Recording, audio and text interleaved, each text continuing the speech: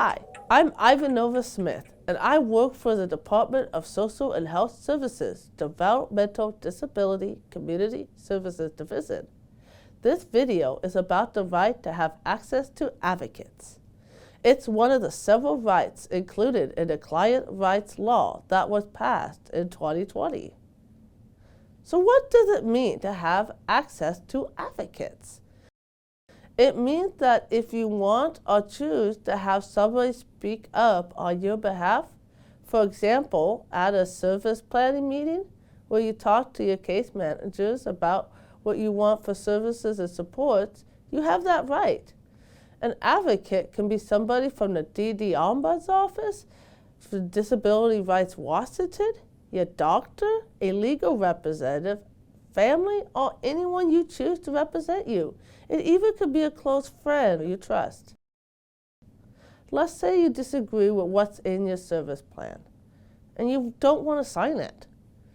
An advocate can help you resolve the problem so that you have a plan that you can agree to. No one can stop you from having a person you choose be part of your service planning. No one can stop them from looking at materials and participating in the meetings to help others understand what you want. No one can tell you that that person you picked can't be your advocate. Under the Client Rights Law, no one can interfere with your access to advocates. This means service providers can't keep you from making a phone call to them, sending an email, or texting or seeing an advocate in person. It also means they can't listen in on phone calls or ask you what you talked about, or make you feel bad for asking for an advocate. I've asked some people if they've ever had to ask for an advocate. What advice would they have for others? Here's what they had to say. So have you ever had a time when you needed, you couldn't advocate for yourself? If so, what was it that you needed help with? Well, they made sure that I was treated right instead of poorly. Well, sometimes I have had used an advocate, but sometimes I need help with making decisions and sometimes with communicating my needs, even though sometimes I could communicate, even though I'm really good generally to tell people what I want, but sometimes it's nice to have that extra help for emotional support. I have a housing navigator and a pro bono lawyer for my housing issue.